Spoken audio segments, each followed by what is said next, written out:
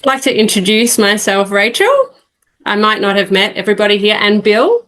We're two new members of the FRRR team. I'm the Community Engagement Coordinator, and Bill is the Program Coordinator. And also here from the team, we've got Fee, who you may have met or chatted to along the way.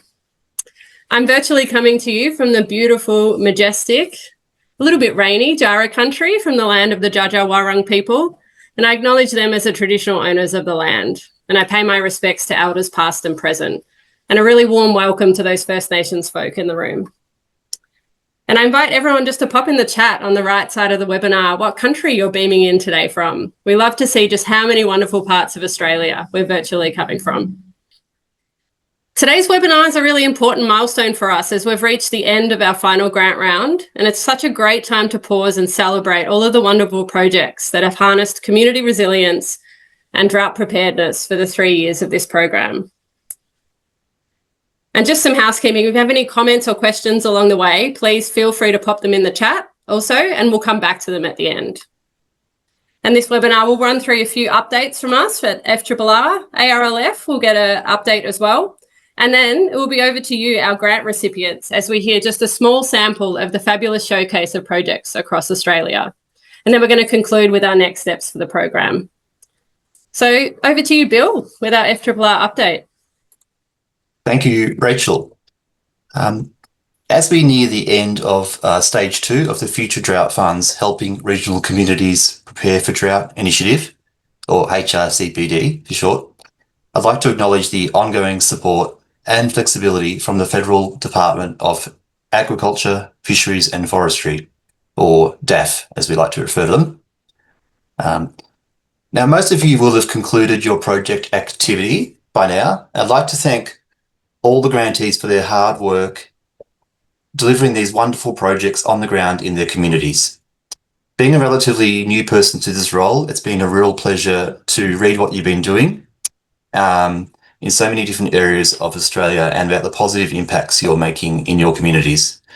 The spirit of connection and collaboration is that you've shown is exactly what we want this program to be about.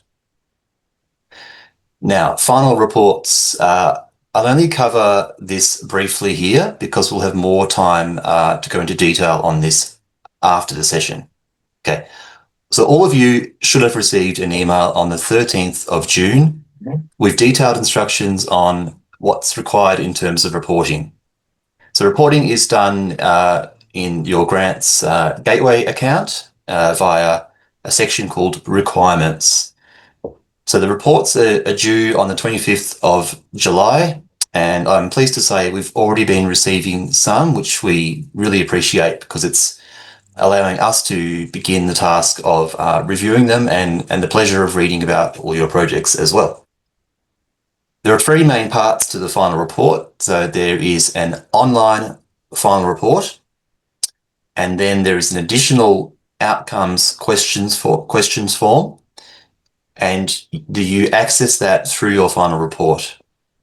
These additional outcomes questions are essential for the monitoring, evaluation and learning of the whole entire grants program. There is the financial acquittal, and that's to show how the grant funds were spent. Where possible, can you try to match the spending to how you described the spending would be in the budget in the application? That can make it easier for us to check it.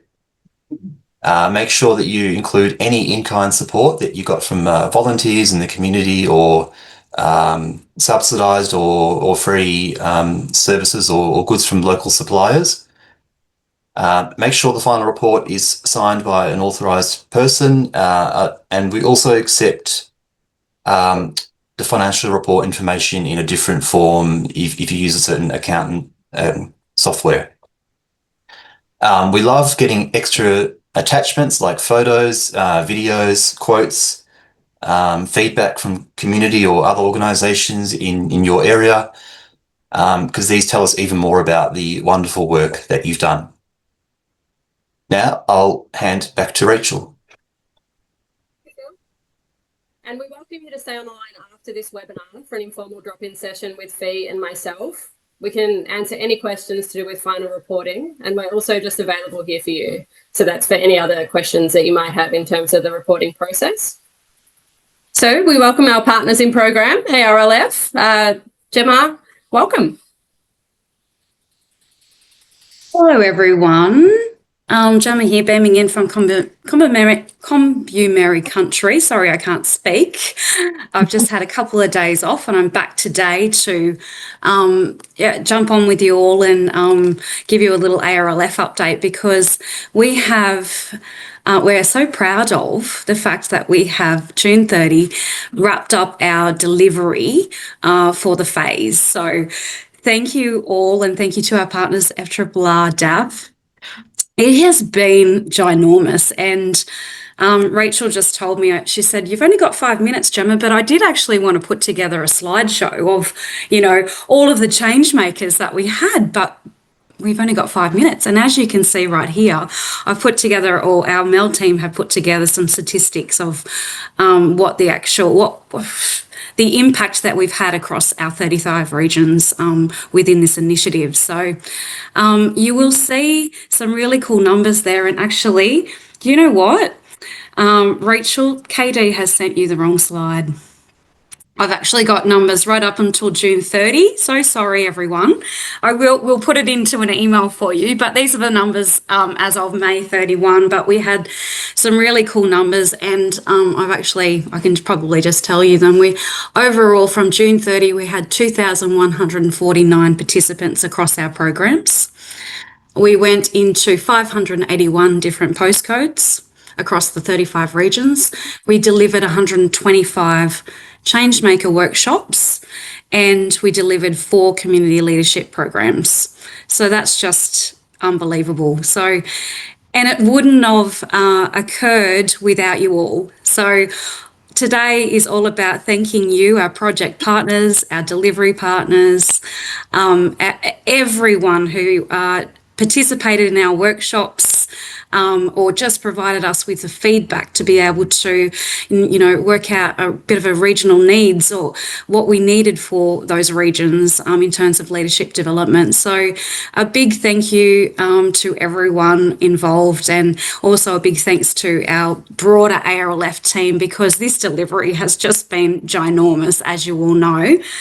So we've done an exceptional job, if I don't say so myself, at the ARLF. I also wanted just to let you know that even though this is the broader stats, that I'll be wrapping up in an email some of our regional stats with our CPLOs and project partners. So stay tuned for those emails over the next month. I think it's really vital to know what impact we've had in the regions. So that's really cool. Also, we just wrapped up our National Changemaker Gathering, where we had 48 participants from across the 35 regions into Cairns for what was a 3-day of jam-packed but very impactful gathering, conference, workshop, whatever you'd like to call it, where we're looking at future steps. So I will also put a little email of a bit of a wrap up on our national changemaker, because I think everyone would like to know a little bit more about that, and some photos as well. So but other than that, I am still here working away, wrapping up in regions and continuing our conversations across the ARLF as, we work out what the next steps are and what they look like for us here at the ARLF. So I will keep in touch with you all, but thank you. Thanks so much, Gem, and congratulations on the National Changemaker. Such an amazing reach and impact, and a lot of frequent flyer miles, I imagine. Just amazing. So onto our project showcase. So as we reach the final stage of this program with reporting, we are just enjoying so much hearing about all the diverse and impactful projects across Australia that are connecting communities in preparing for drought. And we invited a few of our grantees to come and share what they're most proud of in their projects. And just to note, we do have a tight schedule today. So we've got about 5 minutes for each project, and I'll let you know around the 1 minute mark. So first, we zoom over to Tassie. Rant Arts is based in Devonport in the north of Tassie, where it supports artists and art projects in northern Tasmania. The project Close Up Drought Preparedness is a creative video project developed with young people through workshops and collaboration with design studio T3D. The team produced 3 short, inspiring videos to promote community resilience, education, and emotional well-being in the face of drought and climate variability. These videos are fabulous. They're free, child-friendly, accessible, and ready to share with your community. And we're going to send them out afterwards, so you please do have a look. They're just awesome. And so now we welcome Karen, the Pathways Program Manager, who's here. Please, what are you most proud of in this project? And welcome. Hi, everyone. There's several things I'm really proud of, and I'm going to also start with outcomes least expected, because that's part of what I'm most proud of. So we worked with young people between 18 and 35, and one of the things I least expected was how incredibly passionate people in that age group are about climate variability. When we first started the project, I actually, if I'm honest, was a little bit nervous because I thought, oh, we're going to be promoting for a series of 4 creative workshops to young people with the name Drought Preparedness, and it doesn't sound like something young people would be attracted to. But they are super passionate when you talk about climate, whether that's drought, flood, extreme weather events, etc. And they had a lot to say about it. So that was completely against my expectation. So we scripted the videos, and I started scripting the videos in partnership with people like the university here, RAW, which is a rural mental health organisation, and others.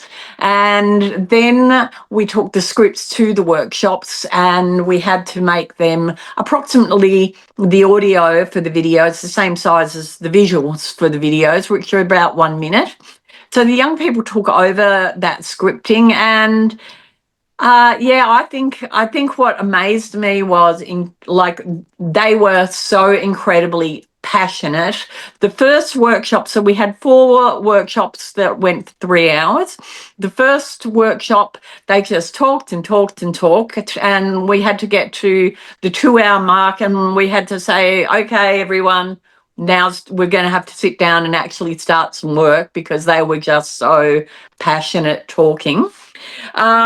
So I'm really proud that this project also amplified young voices. One thing that you hear a lot that I'm not fond of is when people talk about young people or children being the future. Children and young people are not the future. They are here, they are present, they are now, and they have opinions. And it's up to us to give them the opportunity to have those opinions and voices heard and amplified. And I'm very proud that this project achieved that. The second area I'm very proud of is that this project demonstrated the role that arts has to play in engaging community to talk about all sorts of issues and all sorts of topics in all sectors. So, for example, in my past, I did an award-winning flood resilience project with schools, and that created videos too. So I've done quite a bit in disaster resilience generally. About a minute. 1 minute. As a result of being a part of this project, I was invited by the Department of Premier and Cabinet to sit on their advisory panel to create their regional disaster resilience plan. And so it was great that art was invited into that space to be a contributor. And I think that this project really demonstrates that art has a role to play in all sorts of sectors. Whenever there's a crisis, for example, when COVID was on and we're all stuck at home, Everyone was reading books, watching movies. People got addicted to the Tiger King on Netflix. People were, listening to music, movies and books. People forget that that is all art. So art infiltrates every area of our life. And I'm just very proud that myself and the young people together helped get arts into a space where it proves itself as a tool for really positive community engagement. Thanks, Karen. Sorry. No, I was just going to say, to the point that I worked with DPAC on their regional drought plan. So that really evidences that. And thank you so much. And I totally agree. I can really see through all of the projects how art practice, creative arts really plays such a prominent role. And as I said, the videos are so wonderful, and I really recommend everyone having a look at them afterwards. So Rachel will send you all out a toolkit, and it's got ideas how you can use the videos. You can put them on your websites, you can share them, anything. They're free community resources, so anything you want to do with them, you're free to do. Right. Great. So from Devonport, we're heading over to the Limestone Coast in SA. So the Limestone Coast Landscape Board works with land managers and community to benefit our landscape and the lives of the local community. In their community impact program called Walking the Seasons, they delivered a project designed with 6 seasons at the centre.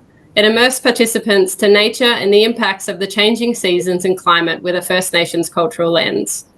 And from the board, we've got Alison, the Senior Project Officer Planning. Alison, what are you most proud of? Thanks, Rachel. I tell you the thing that absolutely, well, it's kind of 2 things, I guess. One is the new connections that we made across our community. So we had a lot of people who were already engaged in this natural space, but they brought along people who weren't so engaged. And so we had lots of new faces who came and learnt from a First Nations perspective how the seasons change, what you can see at each time of the year, what the kinds of things we should be looking for are. And we're using that as a way to notice what's different. So if things aren't flowering when they should be, you're not seeing the animals or the insects that you would at a particular time. This is our kind of connection to drought and drought preparedness. There were so many kind of unexpected outcomes as well. You can see on that photo there, the man holding the smoking bowl, that's Uncle Doug Nichols, who was the elder that led most of the walks for us.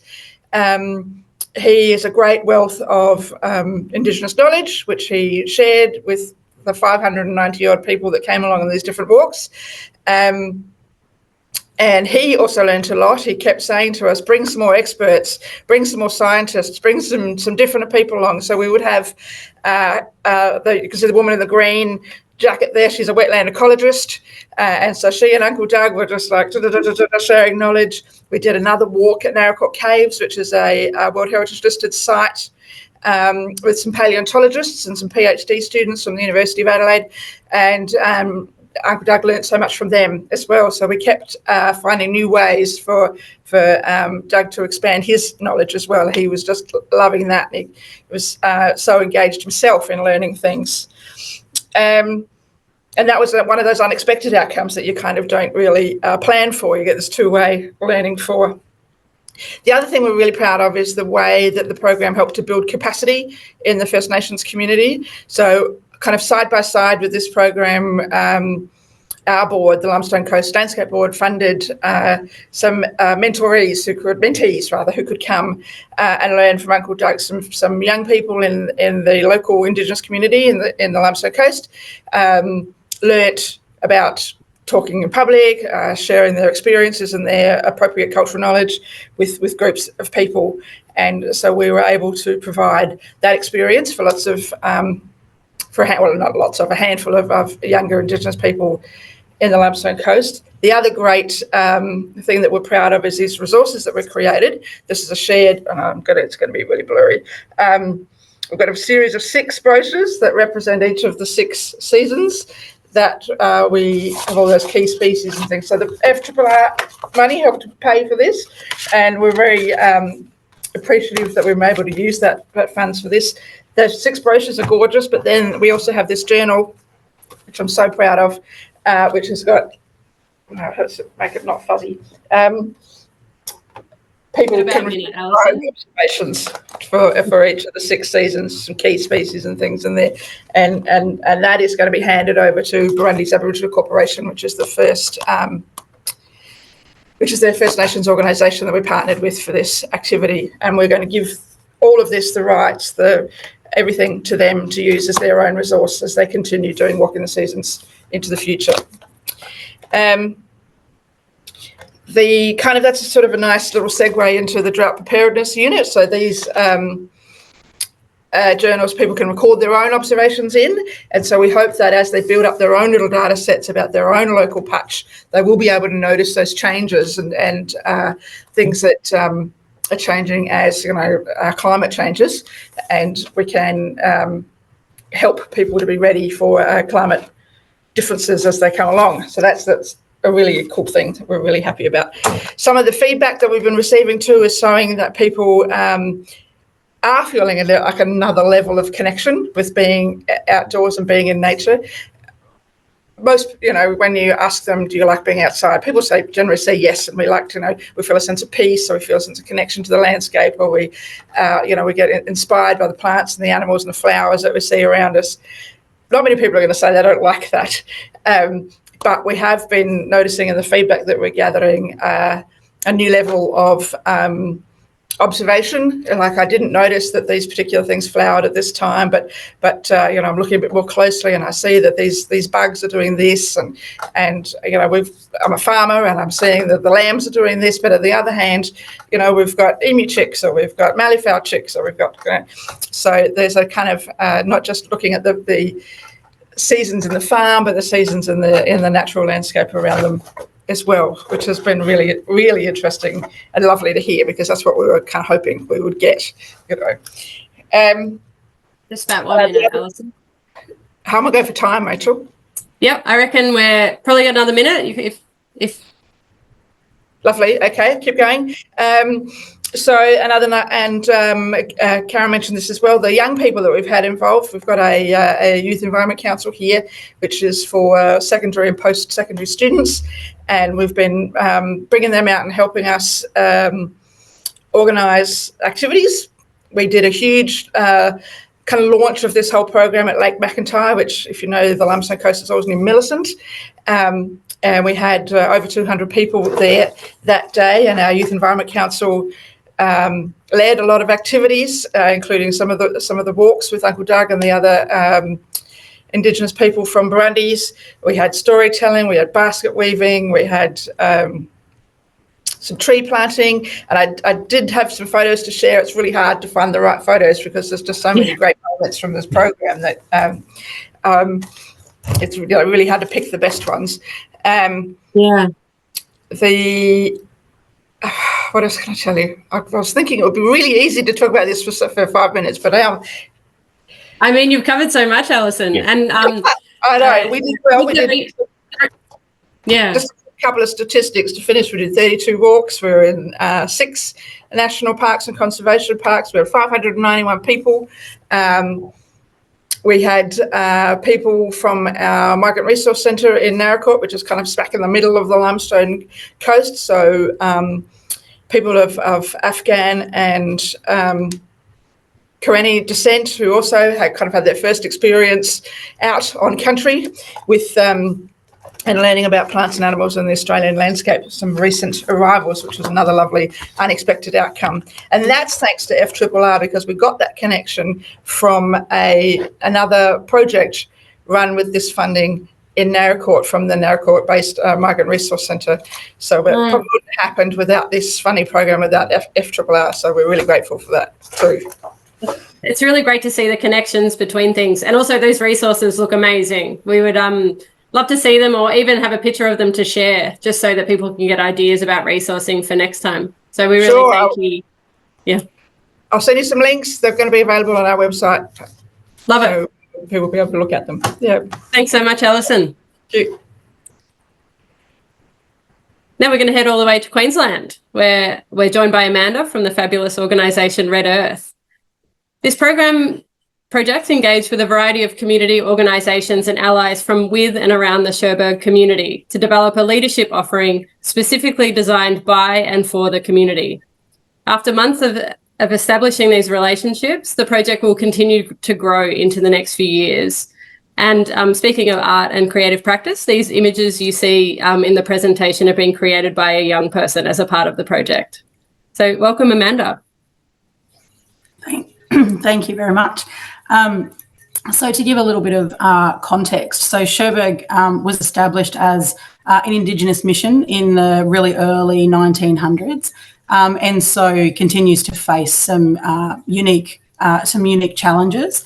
And so this leadership program was really about amplifying self-determination and confidence and communication and connectedness, which of course then has a ripple effect through workplaces and families and the community. And so to speak to what we're most proud of with this program, there's a lot, but initially I would say that we're really proud of the fact that Red Earth took a really collaborative and innovative and place-based approach to this program. So we didn't just pick up an existing program to deliver into community. We didn't mould something that was existing. We really started with a blank slate and went into Cherbourg community really wanting to learn and going in with real curiosity. We did extensive consultation with elders, with council, with community organisations, with local leaders, and all of that data was then synthesised into themes for topics and content for that leadership program to be delivered so that it really met the needs of that community. So I'm really proud of that approach. Because it takes a lot of time to do that kind of work and to do it well. And the relationships that were established through that process were really rich and will be really ongoing.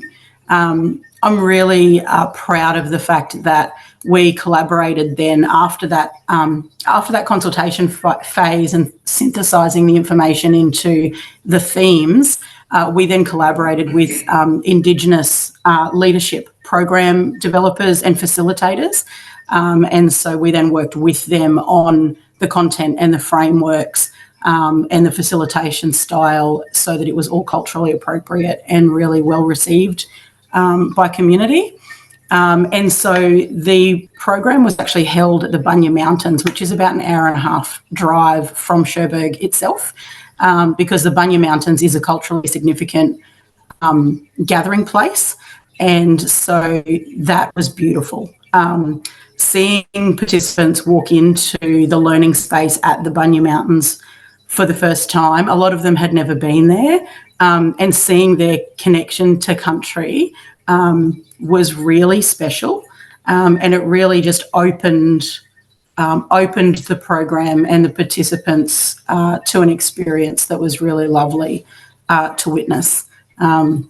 And so the themes that we ended up with were sense of self, communication and confidence, which included difficult conversations and healthy communication, and then leadership and what is the practice of it, where we covered leadership versus management, and creative problem solving around local challenges in a local context. The content landed really well, which was wonderful. The other thing, or one of the other things that I'm proud of, is that we were really responsive and adaptive throughout the whole process. So one of the unexpected positive outcomes was that through the consultation process, we were told it can't be a residential program, that will be prohibitive. It will feel uncomfortable for people to stay overnight. And then we ran, the program was run in 2 modules, so 2 days in May and 2 days in June. And so at the end of the first module, all of the participants said, we don't want to go home, can we stay? So we were really responsive. We book accommodation, and during Module 2, it was residential, because they wanted to stay connected with each other. They wanted to stay connected to the Bunya Mountains and to what they were experiencing for just a little bit longer. So that was awesome to just be able to respond to that need. And I'm proud of the fact that we looked at success differently. So Red Earth runs a Red Earth leadership program and has done for 12 or 13 years, well over a decade. And that is 24 participants every year, also up at the Bunya Mountains, also over 2 modules. But it was really important that success didn't look like us replicating the Red Earth Leadership Program. And this didn't. It looked quite different. And so participants' numbers settled between the sweet spot being between 8 and 12 participants for the future. During this program, we ended up with 5 to 8 participants engaged throughout the program, and being able to look at that and know that that was still success, I think was really valuable, because success as part of this program, it was the learning and the evaluation to set this up for the future. And the participants have gone home as advocates. They're so excited to tell other people about this program, for it to happen again. And yeah, the evaluation document that then informs the future of this program. And it's set up to hand this program to community over the next couple of years, so that we really upskill locally. And it's not just something that continues to be done to or for community. It's been done with community, and over the next couple of years it will be handed over completely, so that it is owned and facilitated and iterated by Cherbourg community. Yeah. It's such a great example of that place-based approach, and it's so great to hear a bit about it from you, Amanda, so really appreciate your time today. And if there's any resources or anything that you'd like to distribute afterwards, please let us know. Yeah, can do. Thank you. Thank you.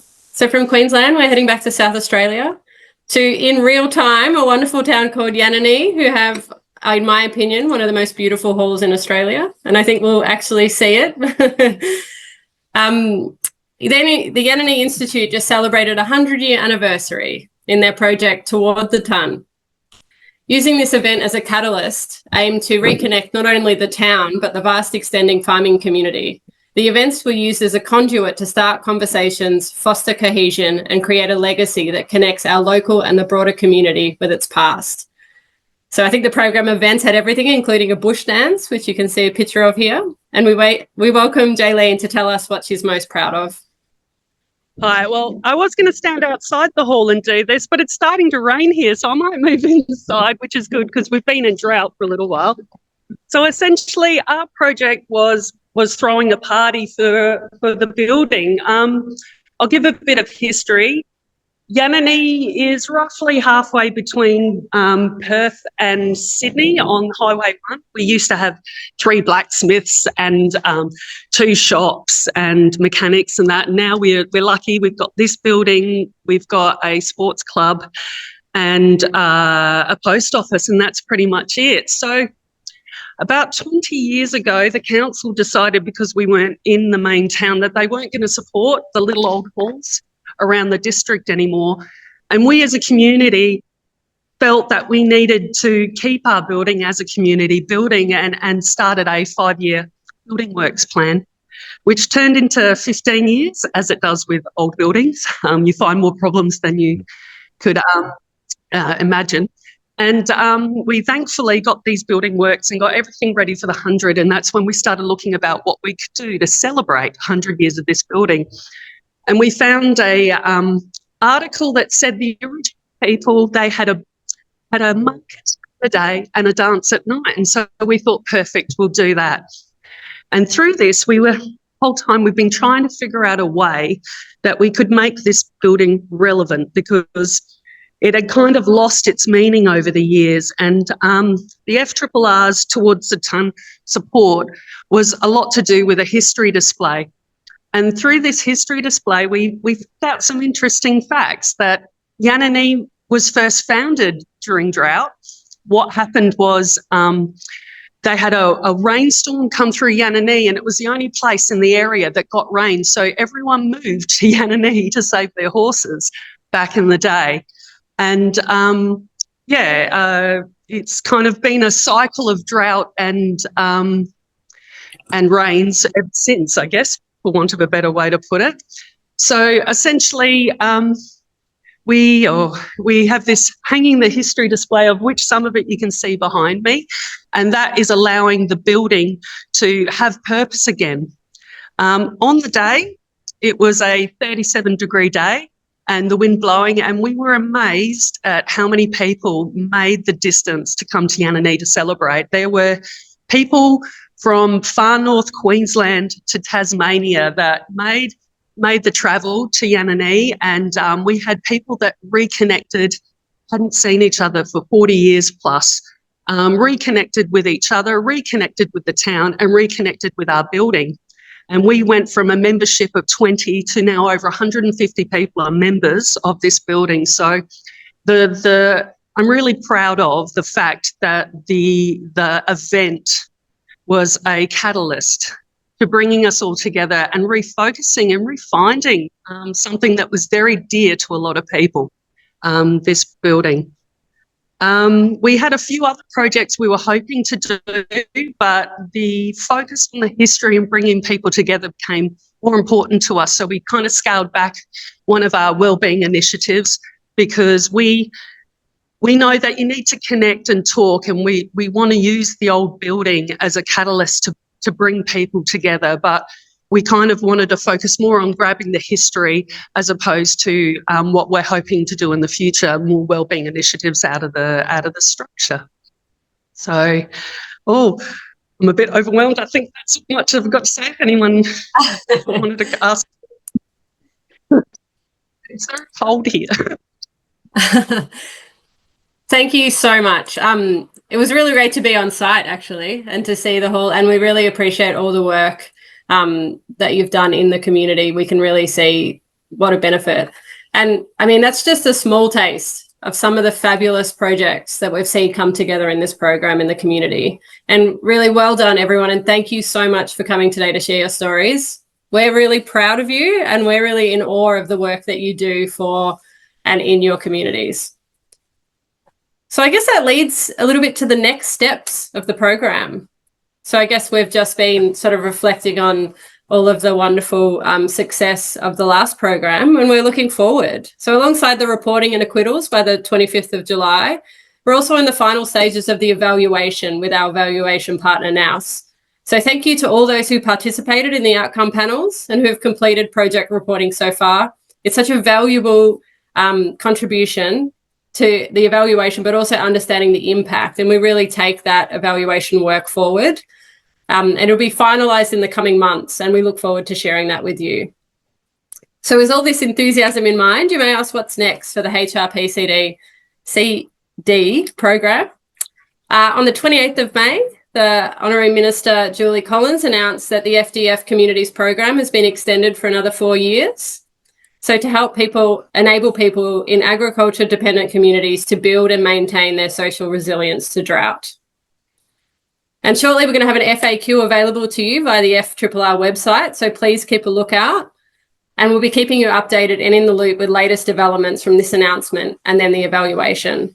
And I've got Program Manager Kate here with some further comments. Yeah, thanks, Rachel. Hi, everyone. I think most of you know me, Kate Nolan, the FRRR Program Manager for helping regional communities prepare for drought. I just wanted to say that we are, FRRR and ARLF and DAF are working really hard right now on what the next few years of delivery looks like for the communities program. We would have loved to have shared more details with you today, but it's coming very soon. So keep checking the website, and we might send something out. But if you have any questions in the interim, please don't hesitate to give me a call or drop me a line. Thanks, Rachel. Thanks, Kate. And as I mentioned before, we really do invite you. We're actually ahead of time. So maybe we'll check if there's any questions in the chat, and then we can throw open the floor if there's any questions about the projects that we talked about today. We've got probably 10 or so minutes, and then we do invite you to stay online with Fee, Bill and myself to check in about your reports and any other questions you have. There aren't any questions in the chat, Rach, but I'd open the floor to anyone if anybody's got anything to ask those spectacular presenters. Miss with her hand up before. Oh, Jen's still online. Yeah, she still had a question. Just dropped out, but yeah, no, sorry, I am here. Thanks very much for all those presentations. It's really great to see what other regions have done with this FRRR program. It'd be fantastic to, I don't know, even a summary of all of the others, because I think particularly in our drought-affected communities and flood-affected communities, ideation fatigue is a real thing. And as we kind of move forward and support, you know, those neighbourhood houses and different groups and whatnot within our regions participate within the drought projects, I think when we get those ideas and we say, hey, you know, this project that they did in Tassie or Northeast Queensland might fit. So it'd be fantastic to see, yeah, some sort of overall snapshot of all of the projects that were done. My question early on was around just what's happening. Like, as you know, we've had an extension. Like, yes, we've had these 4-year announcements across the Future Drought Fund, different programs. Some of them, lots of them have been given a 12-month extension. As we work, some of our regions work on our drought resilience plans, and some of the other regions are coming into that program now. It's a little challenging at the moment not having a lot of visibility or understanding what's happening within the other programs. For example, we've had a great run of change makers in the region. There's been some other community and agribusiness leadership programs, and there's just radio silence on where ARLF will scaffold or how that will sort of bleed out. So recognising it's as challenging for you guys as it is for us on the ground. But yeah, as soon as we can get any sort of information, it's going to help us keep that momentum going that's been built with this program and help us avoid duplication in the future. I might pop in there if that's all right. Jen, completely recognise the gap from a community perspective in terms of momentum with these projects. From an internal perspective, technically we're not finished. We've still got 3 months worth of acquittal process that we're of us undertaking at the moment. The team have spoke of. In simple terms, we have signed a contract with DAF. We have not yet agreed on the program design. That an announcement process was delayed by the federal election, and so we aren't able to speak publicly about the program and what that entails until DAF signs that off, and we are still in document preparation process at the moment. Indicatively, and I affirm that word, indicatively, we will be in a position to speak publicly about the scope of the program from early September onwards, so we're not far off being able to do that, but have a read of the fact sheet. The fact sheet tells you what is essentially already been publicly announced, but we've just put it in sort of layman's terms to give you scope. What we can say is that it's an iteration of our current approach. It won't be exactly the same, but it's building on the momentum that we've established during this current phase of work. So Nina, that's not your next iteration is not the grant round that's open at the moment then? There's more to come? No, we don't have a grant round open at the moment. I'm not sure what one you're talking about. Sorry, Nina, I'll just chip in there. Jen, that's FRRR wide. So we've got ANZ, Strengthening Rural Communities, there's Haywire Youth Programming available. So there are a number of FRRR broad programs that are available, but from a Future Drought Fund perspective, we don't have anything open at the moment. Sorry to cut you off there, Nina. No drama. Fee? Okay, our regional drought resilience group, it was communicated to us the other day that your next, anyway, I'll follow that up offline because that was communicated incorrectly to us. That's great news. Thank you for the update, Nina. No drama. And Jen, just for your reference as well, I've popped in the chat a link to the combined grant recipients list across the HRCPD. So there's over 200 grants in that list. So have a look. And if you've got any questions about any of them, feel free to reach out to either the organisations or to us. We're happy to share and make connections where we can. Where did you put that fee? In the chat. In the chat, yeah. It's on the website too, isn't it? It is, yeah. I'll make sure it's beautiful. included in the information that comes out post webinar as well, Karen. Can I also ask, when are you expecting the new HRCPDI to begin? The new round, if we've had approval from the FDF, Future Drought Fund, for another 4 years, are you expecting there'll be another round for the HRCPDI? Yeah, so have a read of the fact sheet when we distribute that. Distribute it. Indicatively, we'll be able to speak publicly about the scope of what that work looks like in early September. After the election? No. So this is federal. So this we have not yet agreed with DAF as to the granular detail as to the scope of this work. Yes. So we've signed a contract, and then we're in that next step of program design and negotiation with ARLF and a whole bunch of other people to what that looks and feels like. That DAF then consider that, and then they literally, sign it off, and then we're able to come back out to communities to explain what that might look like in your region.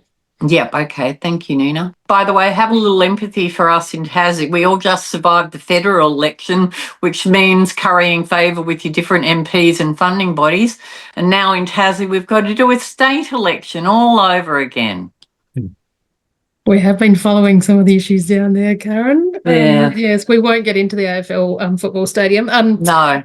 Jen, to your previous comment, what we can do is that we're in the process of documenting some projects both in written case studies and in videos as well from right across Australia. And so they will act as powerful if you're looking for great, quick, snappy, visual examples to share with community. We hope that they would perform that task as well.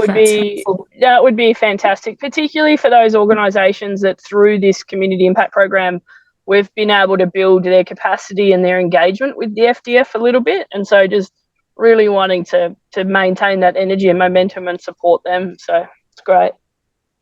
Yeah.